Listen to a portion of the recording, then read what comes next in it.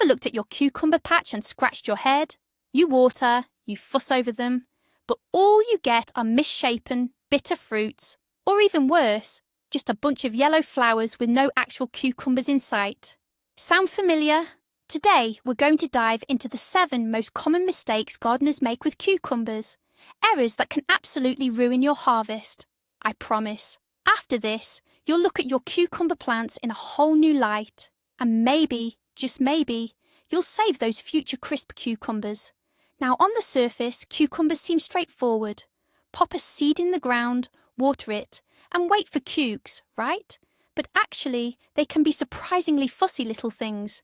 It's crucial to understand one simple fact. A plant's main goal isn't to fill your salad bowl. Its real purpose is reproduction, creating seeds. Our job, as gardeners, is essentially to cleverly trick the plant into producing more and more fruit instead of focusing on seeds. And often, we're the ones getting in its way. So, how exactly do we mess up the cucumber growing process? Let's break it down, step by step. Okay, mistake number 1, and it's arguably the most common and problematic, is improperly watering your cucumbers. Seems simple enough, right? It's hot, so you water. But here's the catch. Imagine a scorching hot summer day. The soil is warm, and the cucumber roots are sitting comfortably in that warm environment. And then you, trying to help, grab a hose and soak the bed with ice-cold water straight from the well or tap. This is a real shock to the root system. It's like taking an ice-cold shower when you're scorching hot from the sun. The tiny root hairs, which are responsible for absorbing water and nutrients, are literally shocked into paralysis by such a sudden temperature drop. They temporarily stop functioning. The plant can't absorb water, even when surrounded by it. And here's the result. Firstly, it's enormous stress, which slows down growth and makes the plant vulnerable to diseases. And secondly, this stress is one of the main reasons cucumbers turn bitter. In response to the shock, the plant starts producing a protective substance called cucurbitacin. This is what gives the fruit that unpleasant bitterness. So, what's the right way? It's quite simple. The water you use should be warm and allowed to warm up. The best way is to keep a barrel or other container in your garden. Fill it with water in the morning, and by evening it will have warmed up in the sun to the optimal temperature. Water your cucumbers either early morning before the heat sets in, or in the evening when the sun is not so strong. This way, you give the plant life-giving water without shocking or stressing it. Let's move on to the second mistake, which often stems from that common gardener's impulse to overdo it. This is planting your cucumbers too densely. You know the feeling, right? That familiar urge to cram as many seeds as possible into a small patch of ground. The thinking usually goes something like this. What if some don't sprout? If I plant them closer together, I'm bound to get a bigger harvest. But in reality, you end up with the exact opposite outcome. Imagine trying to squeeze 10 people into a tiny studio apartment. There would be a constant fight for everything. Food, space, even just a breath of fresh air. The same thing happens in your cucumber patch. The plants start fiercely competing with each other for light, water and nutrients from the soil. As a result, none of them get enough resources to develop properly. The stems grow thin and weak, and the fruits stay small. But that's not all. Those dense, tangled thickets with poor air circulation are a breeding ground for fungal diseases. Powdery mildew and downy mildew spread rapidly in such a damp and stagnant environment. Leaves yellow and die, not because they aren't getting enough food, but because of disease that easily jumps from one plant to the next. So what's the ideal spacing? Remember this simple rule. If you're training your cucumbers vertically, aim for no more than 2 to 3 plants per square metre. If your cucumbers are sprawling on the ground, leave at least 60 to 70 centimetres between plants. Always remember, quality is more important than quantity. It's much better to grow 2 strong, healthy plants, absolutely loaded with cucumbers, than 10 weak, sickly ones that will only bring disappointment. The third mistake many people make, even before the seed hits the soil, is neglecting proper soil preparation for cucumbers. There's a common misconception that cucumbers are low-maintenance plants that will grow anywhere. Just dig a bed, toss in the seeds, and wait for a harvest. But that's far from the truth. Cucumbers are actually heavy feeders. To develop juicy, crisp fruits, they need a lot of nutrients. If you plant them in poor, heavy, or acidic soil, you're essentially dooming them to a meagre existence right from the start. It's like expecting an athlete to set Olympic records when you put them on a diet of just water and bread. They might survive, but they certainly won't perform at their peak. It's the same with your cucumbers.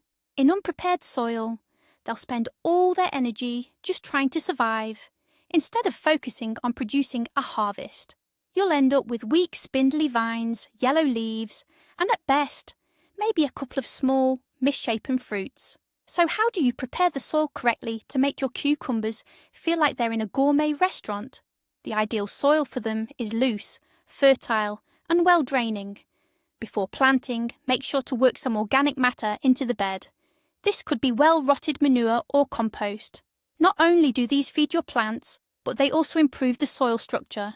If your soil is heavy and clayey, add some sand or peat to help loosen it up. This simple preparation isn't just extra work, it's your best investment in a bountiful harvest.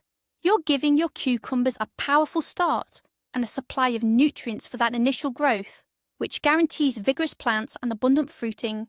So, mistake number 4. This is a sneaky one, because everything can look perfectly fine on the surface. The plants are strong, green, flowering profusely, but there's no fruit set. This comes down to a complete misunderstanding of how pollination works. Many gardeners think all cucumbers are the same, but that's a fundamental misconception.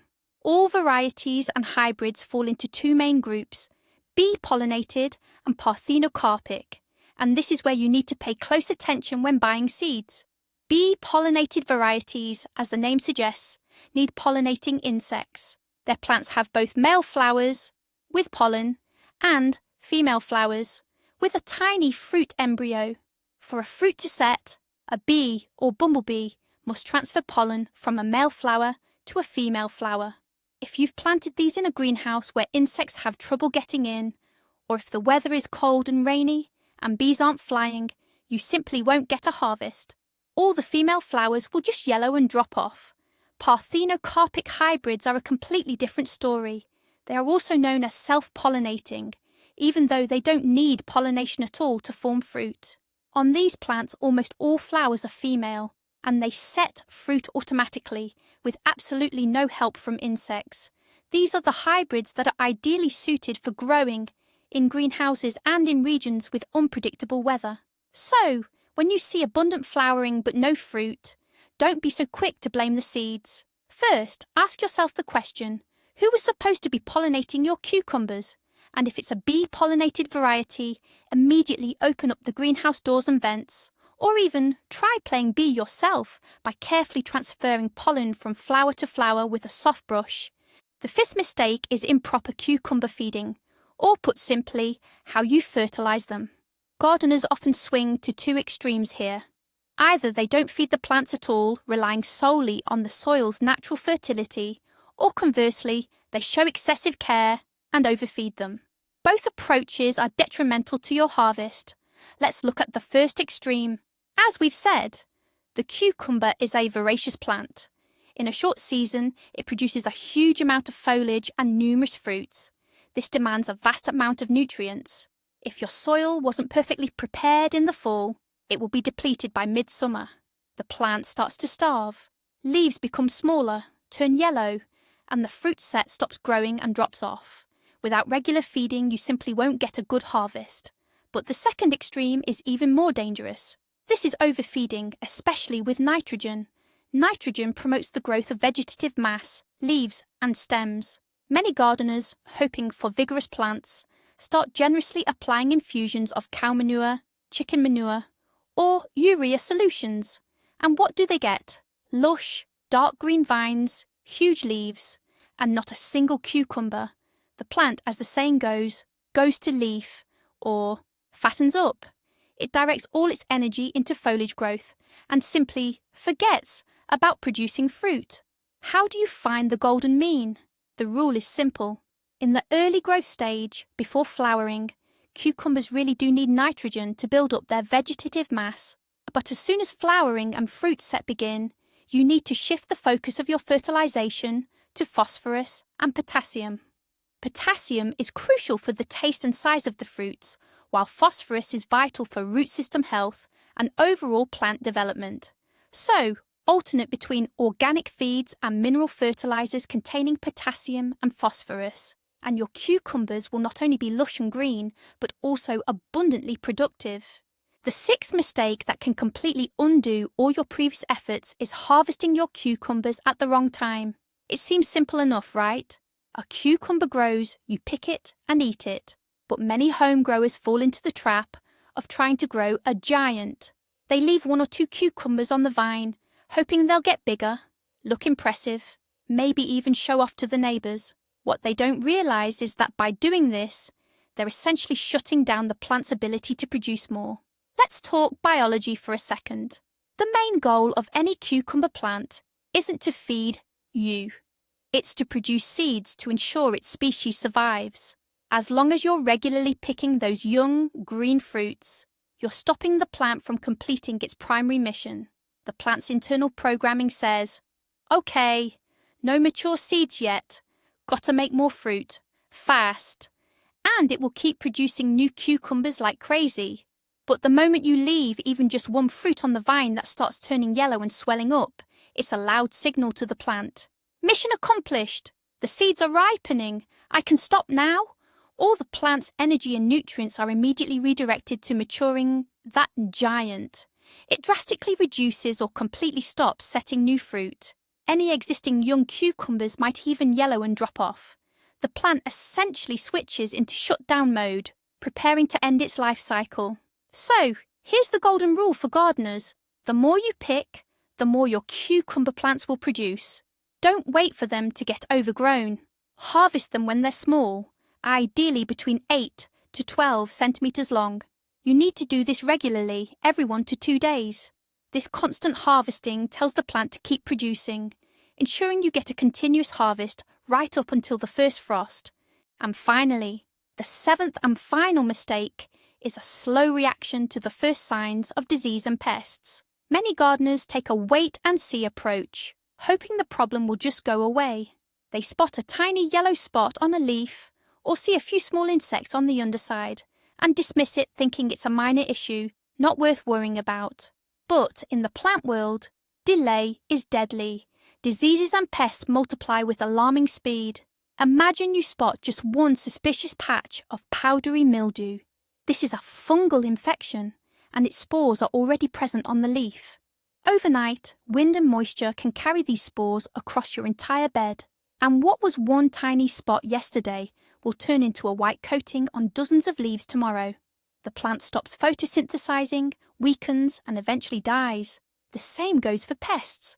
Just a single aphid or spider mite can establish an entire colony in a week, literally sucking the life out of your plants. The leaves will start to curl, yellow, and drop. So what's the answer? Inspect your plants regularly. Get in the habit of checking thoroughly, literally looking under every leaf. This should become your daily habit like your morning coffee. At the first sign of trouble, whether it's a spot, a strange coating, or a suspicious insect, act immediately. Remove and destroy, ideally burn, any affected leaves immediately, and then treat the plant right away.